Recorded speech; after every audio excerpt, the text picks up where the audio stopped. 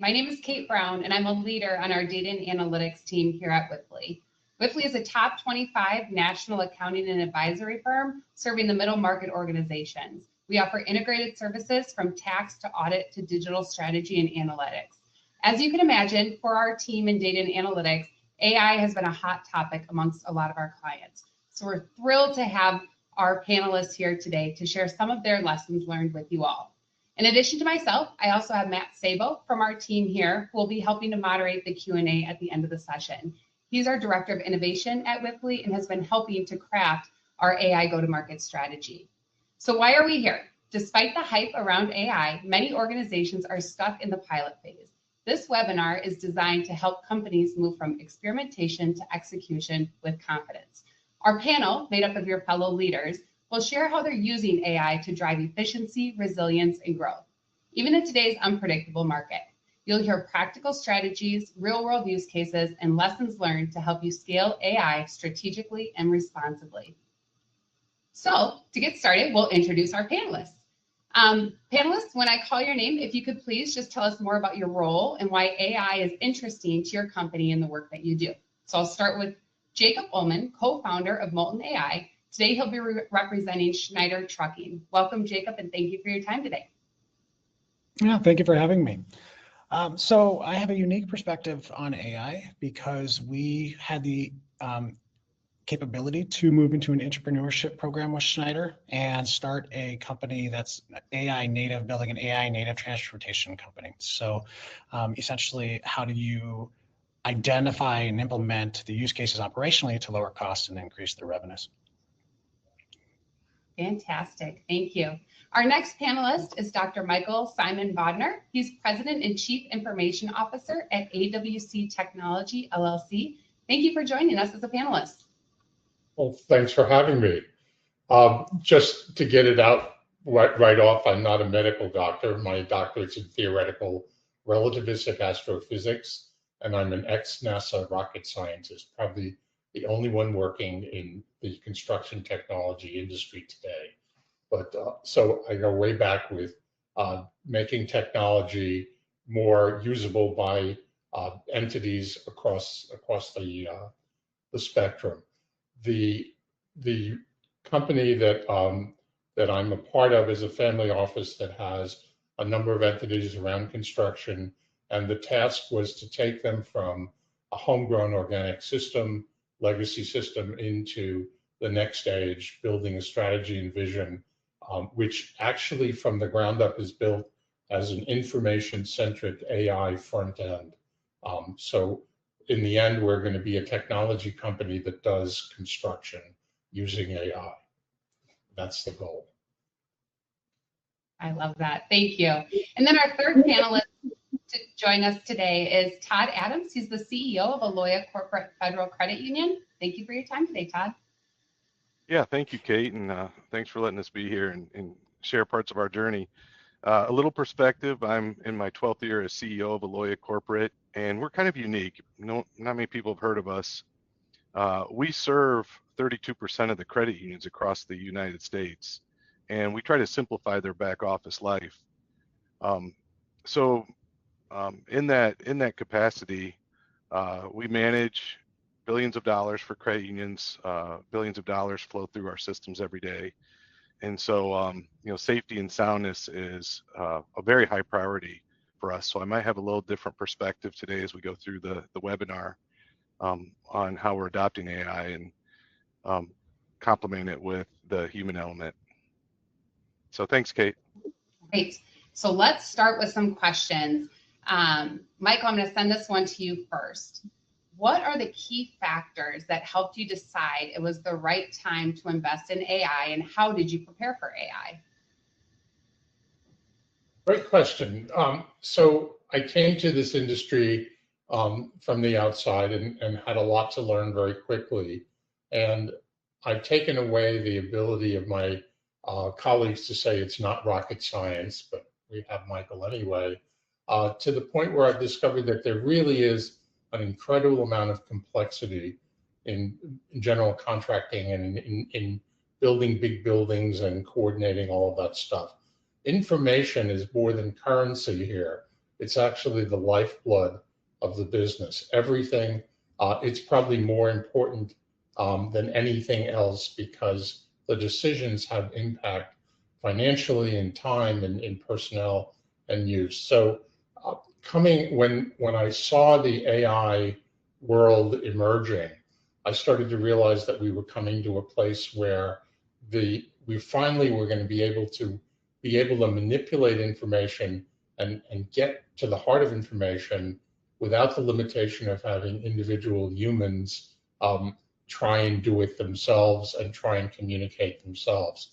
The large body of information, the understanding of pattern recognition and the ability for machines to learn is giving us a platform for us to use information as a currency for information for decision making.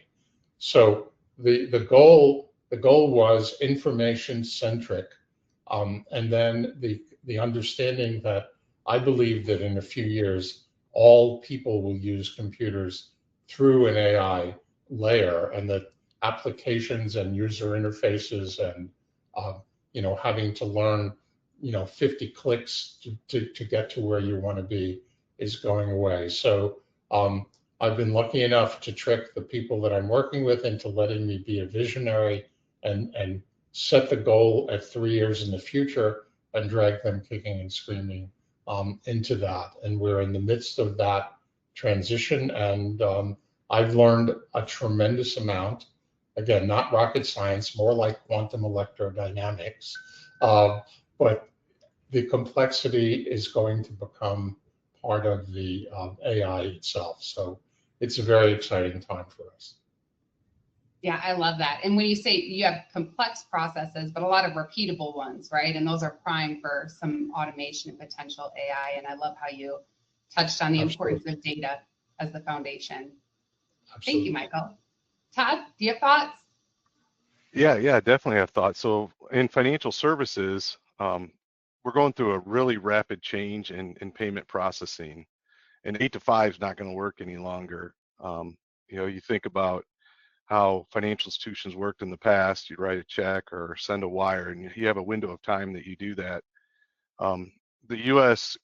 Federal Reserve System is introducing new rails that are real-time payment systems. So there's 24/7 around the clock payment transactions that are happening. And so in order to continue to support that processing, you really need to adopt technology to be 24/7, not in the 8 to 5 world. And then even more recently with the Genius Act that was passed through legislation, they're trying to create a stable coin that will ride on the blockchain rails. So that's going to be value transferred all over the world instantly. And again, that's a new set of rails, new transaction types. It's faster. You think about somebody that, you may have a customer or a member that is working for Uber or one of the gig economy jobs. They do a drive, they want to get paid at the end of the drive, and all that all's happening instantly today.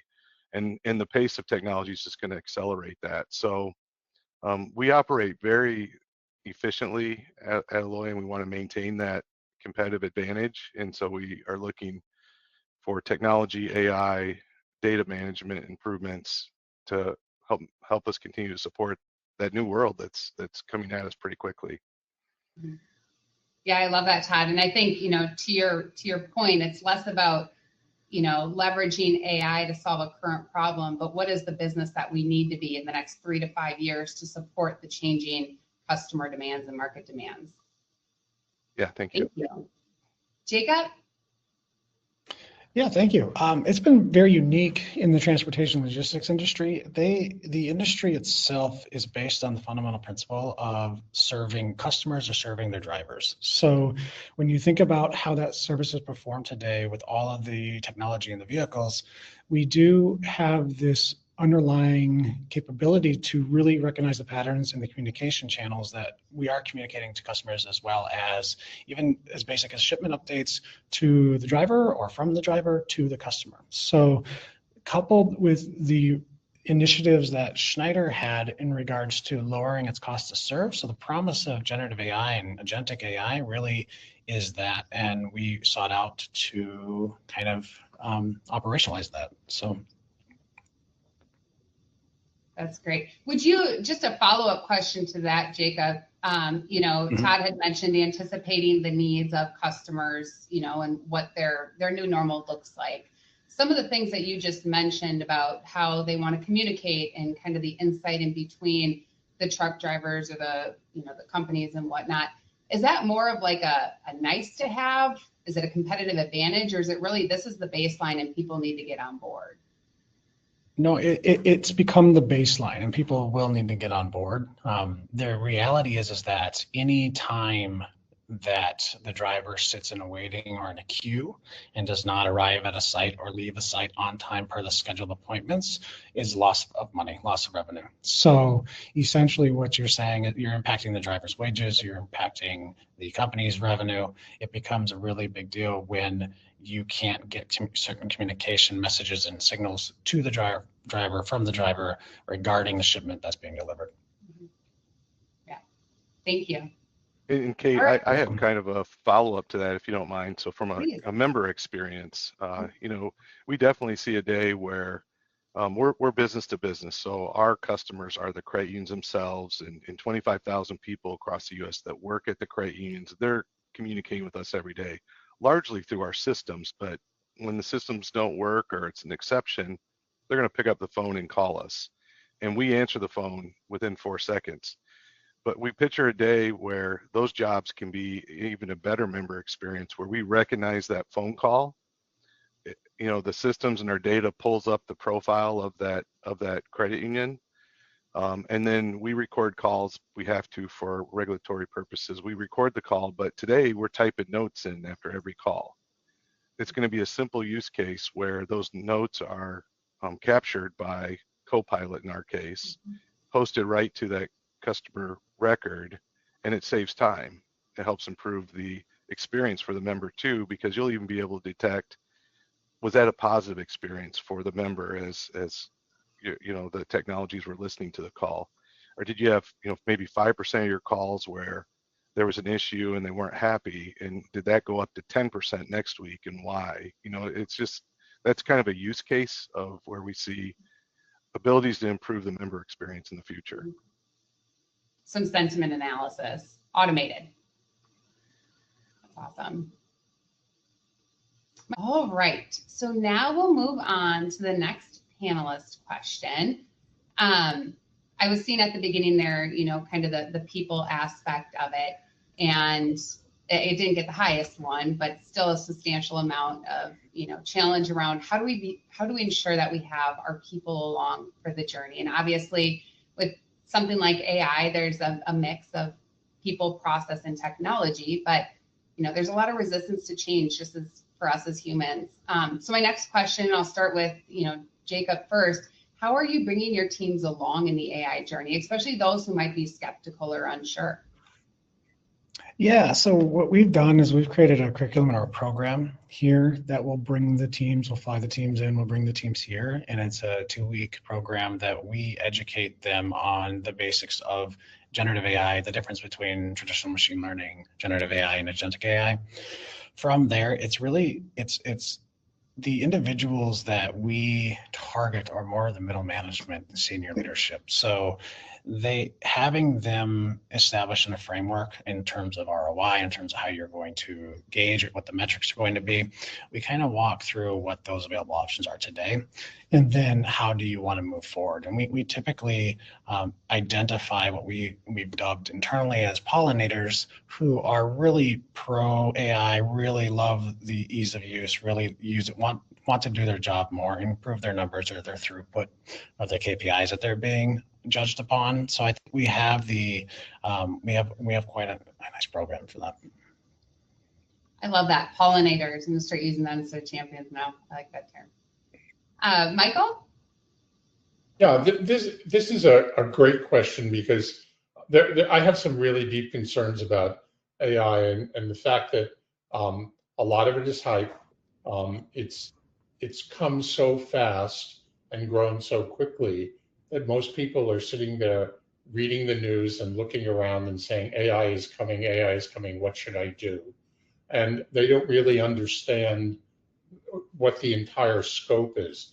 This is going to be one of the largest transitions in terms of society and business and communication and education that we've seen, certainly bigger than the internet, and probably equal in impact to the printing press, coming online. My people started out saying, you can't trust AI because it's not telling the truth. We can't run our business with this. We know better than it does. And there was this early self-denial thing that said, I'm still okay because I'm smarter than it. But AI will never be dumber than it is today. It will only get better. And the more information that it gets and the more it learns. And once Siri and Copilot and Chat and Grok and everybody start going out with each other and talking to each other, the amount of stuff that's going to happen is crazy. So there is a reluctance to change, which is normal every time. There is a lack of understanding about what does it mean to me and to my future. And there's a lack of understanding about how much it's going to cost to get ready. And the get ready part is probably one of the biggest issues, is that in order to be ready for AI, you have to clean up a lot of stuff. You can't lie to AI and expect it to tell you the truth. So a lot of our historical data, multiple silos of information that are conflicting, all of that stuff, you have to toss it into the mix. So the reluctance to change is compiled by the fact that it's very expensive to get ready, and the return on investment is going to be exponential, but later. So now we're asking everybody to spend a lot of money and a lot of time and learn new skills. And we're also warning people that you cannot sit this one out. You can't say, I'm 5 years to retirement, I just want to stay with the old deal, because AI is going to eat you. Arnold Schwarzenegger is not coming to kill us, but somebody is coming to get your job if you don't stay ahead of that somebody. Remember, you don't have to run faster than the bear that's chasing you. You just have to be faster than the guy next to you. So essentially getting them ready and getting them into the headset means doing something that humans are not capable of doing easily, which is rapidly adapting to change and giving up concepts that have given them comfort or safety before. So it's a cultural and a political piece, as well as a business and a financial piece. And that's been the challenge. Yeah, absolutely. And I think to your point too, to get people on board, especially if they don't trust it already, the worst thing you can do is plug AI in on top of bad data. They see the bad results, and now you have, you took one step forward and 10 steps back. So I appreciate that comment. And Michael, when we're preparing for this, you also used an analogy with a tsunami. Can you share that one? Well, you know what happens in a tsunami? The water goes out first, and you're sitting there and the beach empties, and then everyone looks around and says, what's happening? And they don't realize that this thing is coming. I think the water's going out of the beach right now. And I think that the real impact, new college graduates are discovering that entry-level jobs are gone. Many people that do manual repetitive work do not yet realize what's coming.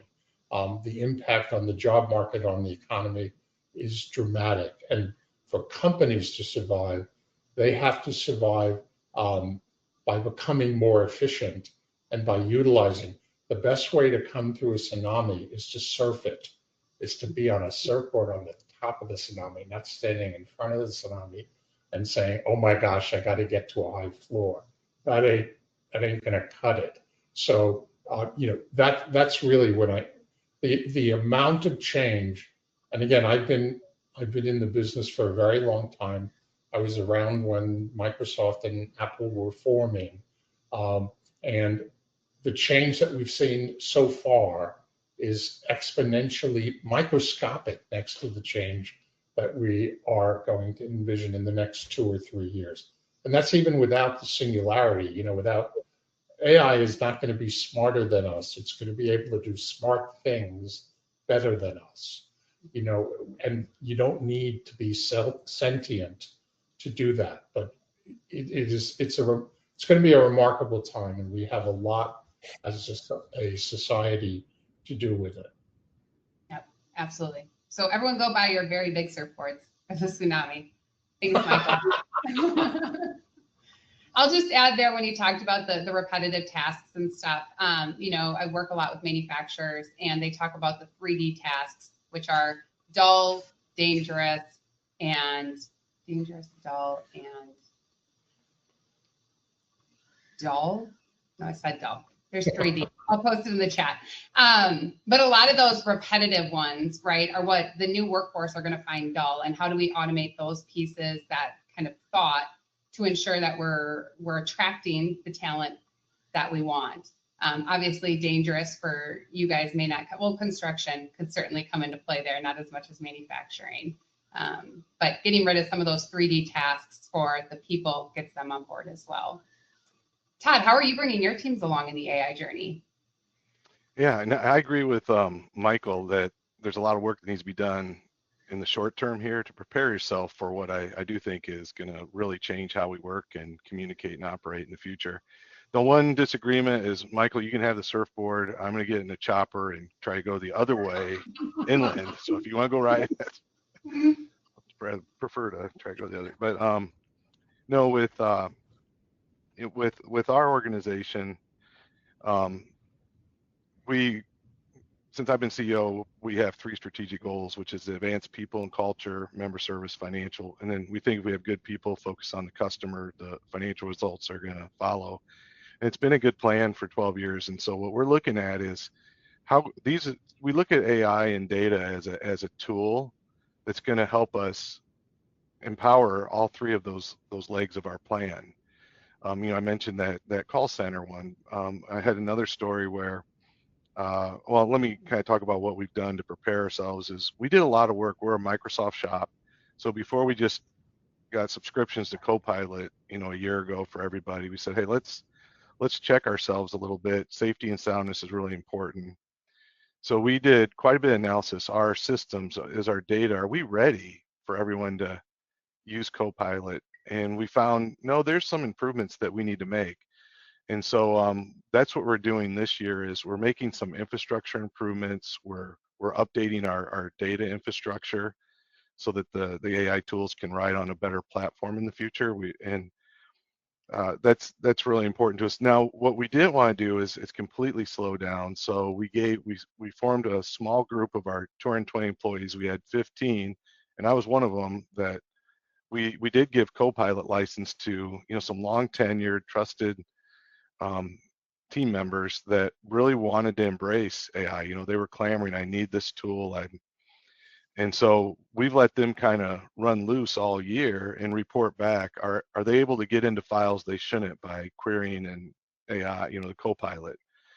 And then we've also challenged them to come up with a few use cases that make sense. And another example was we had a really significant project, 2 meetings a week for a year with a team of 8 people. So one of my Copilot, he was recording the meeting notes, and they were phenomenal. And instead of having the meeting in the old days and then spend an hour afterwards trying to look at your handwritten notes and type them up, Copilot was doing an amazing job of summarizing the key points of those conversations. And what's next, your action items for next week. And that's just one example of where we had a pilot group, but I really encourage everyone to do a readiness. Just don't launch Copilot to everyone.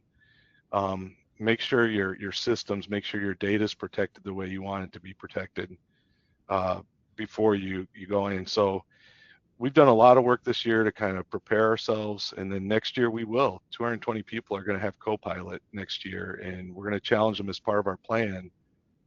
How are you using it? How is it empowering you to do your job better, to serve our members better?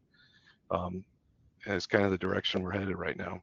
So we were unlike Jacob in that first survey, we were kind of in that 2 and 3, range. We're not full adoption by any means, but we're probably more in the 2 range on that survey, touching a little bit of the use case on the 3. Thank you. Can I just respond quickly? I'd like to take what you just said and put it on a T-shirt, because the idea of preparedness and of giving people expectations and an understanding that make real sense to them. We see our users of AI as 2 different groups. We see artisans, which will be the people that create agents and turn subject matter expert workflows into things. And then we have consumers, and the consumers are going to be the largest market. And the consumers need to understand that the taking of notes from Copilot is incredible, because then that can become the search of future knowledge. When you don't have to go back and filter through your emails, you can ask your email, your Copilot, go find out everything that Joe said about this over the last 3 months and compare it to what we said in the meeting. So we need to realize that there's 2 constituencies, and the consumer constituency is the one that will be 95% of the user base, and the artisans. And again, we're letting Microsoft and OpenAI spend billions of dollars to build stuff for us. We are no longer developing. We don't develop AI. We don't write algorithms, but understanding, but being prepared. You mentioned security. Can someone get into a file using the AI that we don't want them into? We have to rethink cybersecurity, and not everyone understands that. This thing can crawl over every document that was ever written in our company. And there's stuff in there that no human would ever find, but the AI will find it. And so the preparedness and the getting the artisan people in your group together, getting the consumer people in your group, and training them on what they can use it for, and then build the infrastructure to put rails and frameworks around them to make this safe. So it's really important, this preparation and understanding. Yeah, absolutely. I have a comment about that. I think it's important to understand that the agentic automation, when you talk about AI beyond Copilot, beyond a chat, what can it do? It's going to fundamentally change how organizations are structured and how they communicate with one another. So if you think about the role of IT, data enablement is what we're looking at right now. No longer is it solely the protector of the data, but it becomes the enablement of the data, because you have these agents have to be able to share data to communicate. And what we found in our implementations has been, simply put, that bringing up, training your staff, upskilling your staff to understand AI is the first part of that. The second part is, how do you train them to use AI as a coworker, not as a tool? And that's when you start to see the ROI really come through. But that's the challenge that we've faced, is when you look at IT's role, which in my personal opinion is going to be more of an HR role than it will be a technical role as it is today. And something that we are seeing in many different areas of the business today, that you can, when you get to the agentic AI level and all the background work, you're able to run pennies on the dollar, these agents who can perform 24/7, 365 work. That, yes, it's repetitive, but I think every time we have a meeting, every time an email comes in, that's all data. That's data that hasn't been previously captured unless somebody actually takes notes, right? So when you look at these models, right, you have the large language models and the small language models. The future of this are the small language models sitting on the edge networks, right? And so when you look at that, all of this data that isn't being captured today, the how data, is where this next frontier is going to push into agentic AI and really level out the competitive advantage. So using the LLMs like Copilot, you have to sit back and take a thought. If you want to remain competitive and you truly believe your people are your competition and your service that you are providing is the competition that you are in the market, then that's going to level the playing field. So there is this huge conversation happening between these traditional LLMs like Gemini or ChatGPT versus these SLMs that specialize in your company's operations, right? And I think that's very important to understand before people graduate from Copilot into that next evolution. Yeah, great points. Thanks, Jacob. One thing I will follow up on. So Todd, it sounds like, in getting your people on board, you had that initial user group. And one thing that stuck what you said is that you then had them bring back ideas to you about kind of expansion. I like the idea of like democratizing innovation at an organization. Were there any, unique ideas that came back that you weren't initially thinking of? Well, I mean, I've shared a couple of those already. And then what we'll do too is we have monthly all staff meetings, to communicate with our team. And so that's a great forum to share these ideas with one another. And yeah, I believe in, the training and we'll have education events around it when it goes full scale across the company. But I also believe in letting them be innovative, let them try and test and fail on occasion. That's going to be fine. But yeah, if you haven't, and what nice about Copilot is it's kind of in our ecosystem. It's looking at our information and then it's going outside to gather. So it's not exposing our contracts like a chat GPT. So I should have mentioned too, the first thing we did is a lot of training our staff. Do not use chat GPT. Do not use any of the, and everybody wanted to, right? About a year and a half ago. Don't take a check image and research, do you know this person? This key, so we stopped that immediately.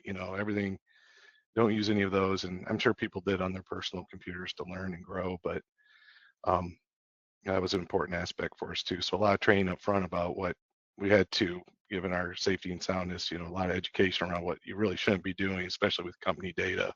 Because once it's out there, it's forever out there outside our walls. Yeah, absolutely. Wipfli turned off ChatGPT pretty early on too. Todd, I'm going to start with you on this one.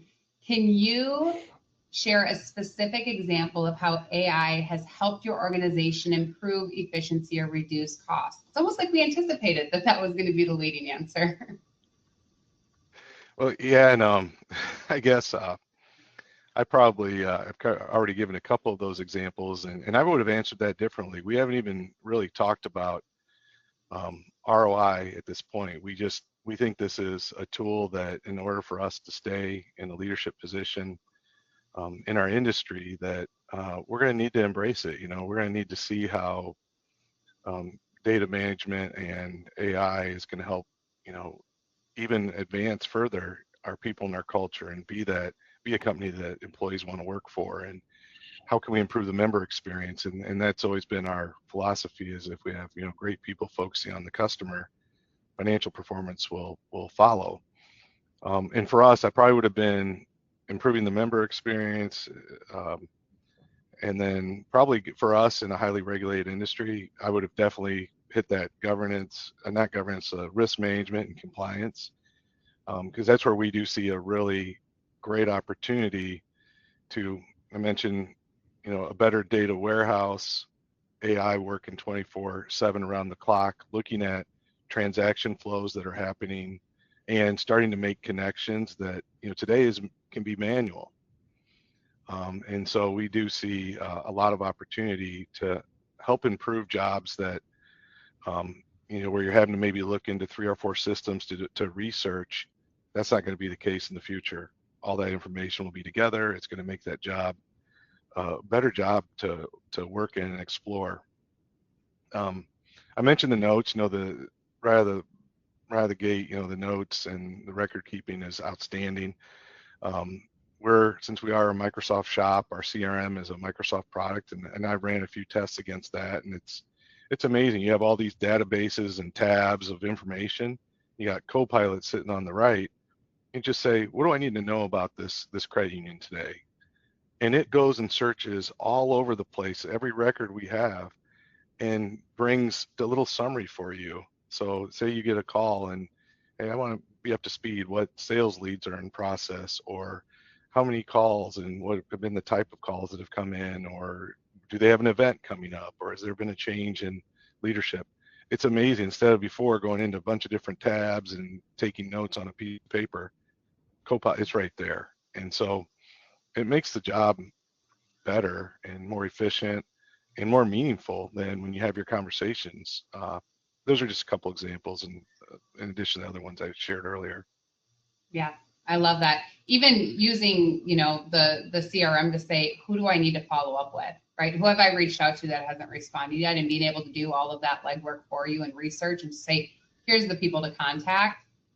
That's a huge time saver, especially as more and more of us are wearing tons of hats. So to be able to save some of those minutes can turn into hours throughout the course of the week or month.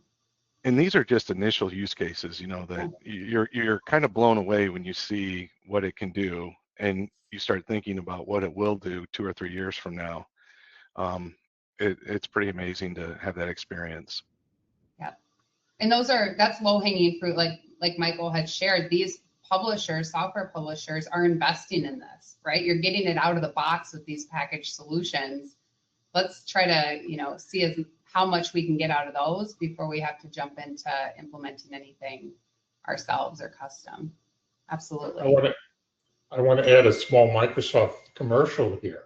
When you're using Copilot inside of their universe, the threads of the Copilot are such that it's hiding behind the Entra ID, the identity management, the security. Everything is already tied together.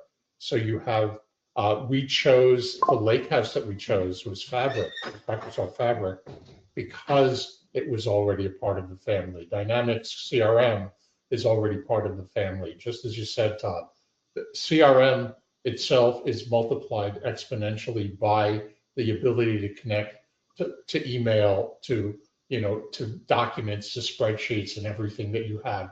Stuff that you wouldn't have thought of doing, Microsoft already did for you. So, that's a hidden ROI. You just pay them one amount of money, and then you use all of these things that are tied together. And I get a commission from Microsoft, I think, for that. Yeah, he might. And but you're absolutely right, Michael. That's another use case that we can share is, so you have your CRM and you're asking Copilot about information in your CRM. It actually does scan through our Outlook emails and says, oh, and by the way, here's a couple emails that maybe you didn't tie to that record.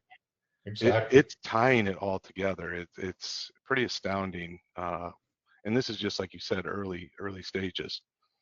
Mm-hmm. For sure. Jacob, can you share a specific example of how AI has helped your organization improve efficiency or reduce costs, or how Molten AI is intended to? Sure. So we took an entirely different approach, of course, given that we're a startup in the industry. So essentially, when we provide the SLM models by team, what that means is that each team gets their own brain. And that brain is trained on the processes of the day-to-day interactions. So from all the emails, all the chats and Teams, everything like that, it's coming into the model, flowing in. One of the brilliant things about the agentic AI today is that these agents that we've trained off the model allow them to anticipate the needs of the employees that are sitting side by side by them. And so one of the things that we've done, to just give it for one of the procurement departments, is that every night they have agents that will go out and comb the web for any law or compliance regulation changes. And then it goes through all of their contracts and then makes the changes and then creates a task for the individual in which needs to review it, and then either approves, rejects, or modifies. Right. So if you can imagine how much time that saves those individuals who have to review those contracts, go out to the websites manually, find it, how will that, what are the implications, the security risks, and what liability is the company held to now? That all of that is now done via an agent that can go and learn all of that, right? And it's based off of the processes they have today. So all they have to do, so we call them guardrails, but the guardrails are a security measure and topics that allow the agent to stay within their lanes, not go grab data beyond what it's supposed to, right? And you couple that with an API strategy that only releases certain level of objects and data back to the agents so that security can be maintained on both ends. With that, we've seen quite a drastic improvement in those capabilities. Another is automating inbox. So one of the things that we have are group inboxes for customers. Customers will send emails, which will kick off task management for the employees to go research some form of issue that has been identified, and they'd have to comb through databases, they'd have to comb through all of these ERPs and the TMSs and all those large systems. But now we have agents that specialize in the data models of those systems APIs, that it can go out and do all of that research for them and exactly understand the KPIs that the company's being measured against, the SLAs they're being measured against, and then recommend what the fixes are. We don't believe that the AI is ready for pure 100% automation. And it doesn't matter the models every quarter. There's a new model version coming out. So whether it's ChatGPT or if it's Gemini, because of the two large ones, you still have to have humans in the loop. So I think the reality is when we talk about the upscaling, we talk about the implementation of these use cases, it does require people to upskill to the point where they become the supervisor of the AI, because you still have to hold those individuals accountable for the actions of the AI. So bingo. Yeah, no, that's great. I think the saying is AI isn't going to take all jobs, but it will take the jobs from people that don't know how to use it, right? So the people that know how to use it Exactly. are the ones that are going to be remaining in the workforce and effective. Yeah, thanks, Jacob. Yeah. Michael, do you have any thoughts on specific examples of how AI has helped your organization? We went looking for low-hanging fruit right away. We discovered in one of our companies, a door frame hardware company that was using an industry standard catalog ordering system, that they were manually entering things into QuickBooks because the older system was a legacy technology that didn't have any capability to integrate, or no APIs or any of that stuff. So we quickly built an AI to take roughly 2 to 4 hours of work from the project person and turn it into roughly a 3 to 4 minute process, which included doing all of the work in QuickBooks, managing inventory, creating sales and purchase orders. And there was an immediate response of relieving. I mean, literally, if you take 2 to 4 hours of work into 5 minutes, that has actual, I call it soft ROI impact. We also did things for another one of our companies that was looking through invoices and purchase orders for municipalities to extract purchasing and spending information, to do efficiency analysis of where should I buy things. And we were able to use AI to take something that manually took a week into something that took an hour. And those are the kind of things. So the consumer there is, his reward is time. His reward is not having to do repetitive work over and over again. So that's the low-hanging fruit. We have in our organization, as all of you do, there's this terrible thing that Microsoft invented called Excel over the years, and people created Excel documents in the wild, away from IT, away from accounting, away from regulatory risk people. And we're on a mission now to go after all of the spreadsheets that are cut and pasted from downloads from multiple systems that have competing data.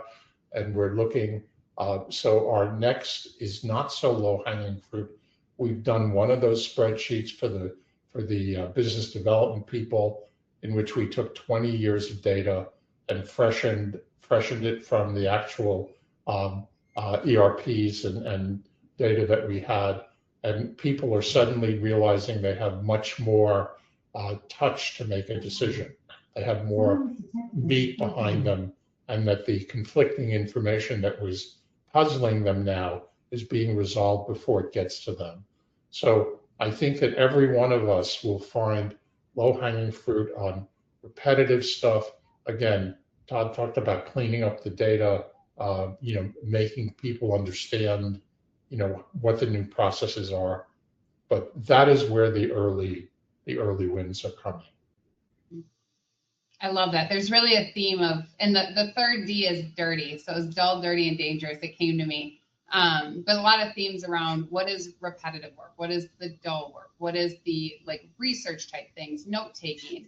Maybe not your best and highest use as, based on where you're at in the organization, but time consuming activities that if you can have an agent that supports you on that can certainly increase productivity. Absolutely. So the next question, I'll start with you, Michael. What advice would you give to other mid-market leaders just starting out with AI? And then I think if we can build upon the audience feedback there of maybe some potential pitfalls to avoid as well. Well, this is a great one. I think we've talked a lot about these things already, but first thing you need to do is look in the mirror and assess yourself, assess the organization, look at your infrastructure. If it grew organically over the years in which you patched together multiple workflows, multiple processes, it's time to rethink that. It's time to realize that at the middle of everything is a solid repository of information that is a single source of truth upon which everything else can hang. So where you used to have applications in the front and data in the back, the future is going to be the information in the front and all of the processes that feed that in the back. And the user is going to come in through the front door where they are. So you need to look at infrastructure. You need to pay the money to clean up the data, to clean up the infrastructure, to rationalize the system, make sure that all of your software that you have and buy has the ability to play well with others, with APIs and webhooks and things like that. Start to learn about what Lakehouse means and what the ability for data to be the largest asset you have. And again, invest in this and make the change now. Everything you need to do now is preparation for what's really going to happen. You'll figure it out. They'll bring you, the industry will bring you products, but you have a lot of work to do and a lot of money to spend to get ready. So, that is going to be the biggest problem you have. Culturally, you need to make sure that your people are not threatened by this, that they understand that what we hope to do is take away the boring part of your job and pay you, do what we pay you for. Your ability to analyze something, your ability to do something well, that we're here to help you. We're from the government, we're here to help you. That never worked before, but you tell them we're here to help you. You have to solve the cultural and political problems. So the second tier of that is you prepare yourself technically, prepare yourself culturally, and then clearly establish the strategy. Let everybody understand that it is not our goal to fire half of our workforce and keep the money for ourselves. That's not the thing, that we have a vision where we're going to serve our customers, we're going to serve our industry, we're going to serve our employees better, and we're going to use this technology as an assistant, or Jacob was saying as a co-worker for you. McKinsey is basically assigning a personal AI assistant to every one of its analysts in the future. I think in a year or two, you will all have a personal analyst at work, a personal AI at work that knows who you are, that probably can answer your emails for you, or say, I don't want to take this call, go take this call for me. I think that's going to happen, but you have to win the hearts and minds of the people, and that may be the hardest struggle. If I could get that coworker to start scheduling meetings with more than 3 people for me now, that would be great. And that's probably out there. I just have to find it. Call Jacob. Yeah. I can help you. Yep. Jacob, since you're talking, you want to take that one next? What advice would you give? Yeah. So I think the promise of all AI is to bring everybody Jarvis. Can I just from Iron Man? I don't know if I can say that or not, but I do believe that's where we're headed. I think the the reality is, and something I absolutely want to reiterate, cultural adaptation. That is a significant challenge that we are facing today. There was an MIT article that was published. I'm sure if anybody's been on LinkedIn, they've seen that. And that's stating that 95% of the use cases are failing in corporate America today.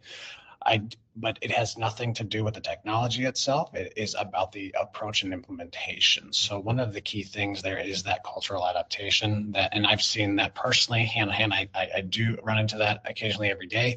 And it is something that, a lot of patients, you are having to become an educator through and through in your day-to-day. So if you weren't planning on being an educator, I definitely think that that's something that if you want to be in AI, you want to be on that cutting edge of innovation and implementing and rolling out within your organization, that needs to be at the forefront of your mind. The second thing I think really fundamentally needs to occur is a process redesign. So what we do is we white glove it, and that's just the affectionate term that we have, but we go in and we bring them through a series of overviews with all of the performers who are performing the work today, the middle management, and then the senior leadership. And so each one of those, we found the varying ideas of what's actually being done to accomplish the goals isn't necessarily what it says in the process documents, which isn't necessarily what's occurring from employee to employee. So one of those things is that just by simply adding AI to your current workflows today doesn't work. And we've seen that time and time again. That's just a typical implementation of AI, and you can't approach AI that way. You really have to take a step back and consider how AI capabilities can enable entirely new approaches to the challenges that those teams face, and not just automating their current tasks. So we do an entire redesign exercise with them based on ROI desires of the leadership, and how can you really transform those roles into different roles, working with HR, that sort of thing, to bring in the new roles to the enterprise. So that would be the other thing I'd like to add. Yeah, no, that's great advice. And even the educator piece, like I think of all the best educators out there and what's one quality they have, and it's patience. So that's certainly going to be a factor in here too. Everyone has to learn patience. Todd, what advice would you give? Well, I think Jacob and Michael used AI to steal a lot of my thoughts from what I was going to say. I don't know how you guys. No, they're just very common. Just listening. I would just say, I'd just say, get started. And what we did a year ago, so December of last year, going into this year, we talked to our board about it, and we actually set aside some dollars. And I know we were fortunate that we had the capacity in our budget. We just called it Innovation Fund, so that we had some dollars there, because you don't know what resources you may need to tap into. And we used some of those we didn't use Wipfli or Jacob's firm. We used another firm that had a lot of experience with Microsoft to come in and help us do a readiness assessment, right? And we felt comfortable enough with that. We had more work to do, but it gave us a starting point. We were comfortable enough to issue 15 licenses to staff, and have them try to come up with the use cases that we've talked about here today. So I think that's important. And what we did is we're taking even another step further. Than in the budget, we create a brand new department at our company, which is data management and AI from a business perspective. Because that's hard. We all have busy jobs. Okay, now add AI to your list. That's not fair. Let's give them the tools, let them play with it when your environment is right. But we are creating dedicated team of people, and we just have 2 right now. We're a small company with 220 employees, but we're building a department that's their whole job is, how is our lake house working? What use cases are you hearing from people? How are you communicating that and sharing it with the rest of the company? So that's just, I just say get started, try to find some dollars if you can, lean on some of your trusted partners to come in and help take a look if you need that. But yeah, just kind of get started, we're almost a year in the books, right? And I like where we're at, but you want to be even further, and so you just see how this is going to be that tsunami that Michael said. Yeah. No, I love that. Todd mentioned creating a department. We created a concept called information engineering, and we brought in 2 people, and there weren't any resumes in information engineering. We created the role, and just like he's talking about it, a department. You are going to need people that become facile in using the tools and in organizing. So information engineering, data manage, different than database administration was years ago. That the old IT people don't think this way. I like what you said. That's a better title. We're going to change our job. Information engineering scientist, maybe too. Yeah, you could add that. Mm-hmm. You don't have to pay royalty. It's free. You can use that one.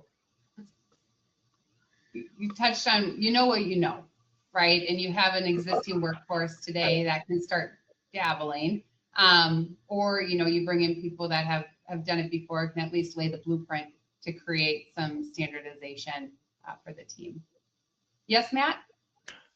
Kate, just checking the time. We're actually really good. And I know we have one more polling question. We have quite a few questions from the audience. So if we can move on, I think we'll be in good shape. Thanks, Matt. Absolutely. And I'm going to try to direct each question to the panelist I think is in the best position to answer it. But feel free, if you don't feel your best position, or if you're somebody who thinks you got a really good answer, raise your hand. We'll get there too. But Todd, this was in response to your example about using artificial intelligence to transcribe and summarize phone messages to improve the customer experience. And Lynn was asking about the error rate that you see with AI transcription. In her experience, it's been rather high. She's wondering if you did anything, or your organization's done anything to try to work to make sure that the transcriptions are more accurate and reduce the error rate. Yeah, and I think Jacob hit on this too, right? Is AI is a tool, but you have to check it. You have to manage it. So it saved you time. Maybe it saved you 30 minutes from typing the notes, but you still need to spend 5 minutes to review them and edit. So yeah, there is still in the early stages. The funny story I remember is we forgot we were using the recording, AI tool for a meeting, and you're waiting for people to come on, and we were talking about leaf blowers, and how one got ran over by a brother-in-law and it survived, and how great steel leaf blowers are, and that was all transcribed in a business notes. We had to delete, we kind of got rid of that because that's how the meeting started. So you're like, okay, let's get rid of that section. Yep. So you still definitely, early on, you need to review everything that's happening. The AI, if you're using it, it's still your work at the end of the day, and you need to be confident in that work. So yeah, I know our auditors have worked with that same use case, because we transcribe and review a lot of recorded conversations for financial services. And they've tried to get to the point where they've also worked with customer services to say, hey, there are ways you can structure your conversation with a client to reduce those error rates as well. So it often comes down to people training, right? It's the same thing we always find. Dr. Bodner, I'll direct this to you, because I think you probably in the construction industry may have seen this the most, but Melissa works in healthcare, and her managers have been extremely reluctant to accept the premise of introducing artificial intelligence, because they see it as a way to replace employees. I'm guessing you've probably gotten some of that response as well in your experience. Can you discuss how you've helped to talk through that or work through that in your own organization? Yeah, that is going to be one of the bigger reluctance when I was talking about the culture. That is going to be the reluctance, and I think the internet is feeding that. That AI is coming for your job. In healthcare, the ability in healthcare to solve a problem comes from taking the information that you have and making the best decision. And before, someone went to medical school or nursing school and had to memorize everything, and the diagnostic ability of that person, or the outcome would be shaded by what they knew. If we could convince them that this is a permanent attachment to a larger body of knowledge that enhances your ability to solve problems, as opposed to saying, I do not think, for instance, my daughter is a family nurse practitioner, and I think she'll have a job for most of her career because I don't think we're going to have the bed from Star Trek jump on and will completely do all of that. So, but you must give them the confidence that the thing you're paying them for, the knowledge they have, mostly the ability to solve problems, because that's really what everybody's job in the world is enhanced. And what Jacob called it as a coworker, as a partner, let it take notes, let it look at the lab results and the drug list and say, based on what we've seen in 10 million cases, you should ask this question or you should run this test. That is not something that's going to make your boss fire you in healthcare or in construction or in banking or anywhere. It's going to help you because you're going to be doing the job that you're paid to do, which is solve problems better because you have an assistant that you don't have to pay or share your sandwich with. It's essentially a win. But that insecurity is one of the cultural things that I was highlighting. Absolutely. Thank you for your answer. Jacob, I'll direct this one to you. This question got touched on by both Froley and Richard, and I think if we have varying levels of AI literacy in the world today, but I think everybody who's working in corporate America knows one thing about artificial intelligence, which is don't put your own company data into a public AI personal use assistant, right? Everybody knows that. So one of the questions that's coming up is, with the kind of use cases everybody has been discussing on the panel, are we talking about using those types of tools, or are we talking about a different approach to AI, one that is more secure and locked down? And how do you protect your intellectual property when you're using artificial intelligence? That's a great question, and I'm glad that came up. I think one of the things that a company who's pioneering onboarding is Palantir, and if you guys haven't studied Palantir's model, it's been quite effective. One of the things is building the ability. So I am talking about something different. When you feed data to the models publicly, whether it's public or even a private model, it's not going to be contextual in the sense of being able to identify the use case from this company, from this person who performed these tasks, right? It's normalized, it's serialized, and then it's anonymized. And so what happens is that the patterns, and depending upon the model type, the patterns of recognition of the model become more efficient. Now, it's not just models. So when you go to ChatGPT or Gemini, all of your IP you want to retain behind your network, right? So how do you keep your processes? That's also IP. So every time, one of the things that we're finding is that when you're being solicited for businesses or other vendors are coming into your company, you're giving away IP just in those conversations, right? Because now it's contextual to the human. So there's gotta be this balance of how conversations are being had with companies who can build models, who can maintain those models, how they're gathering them.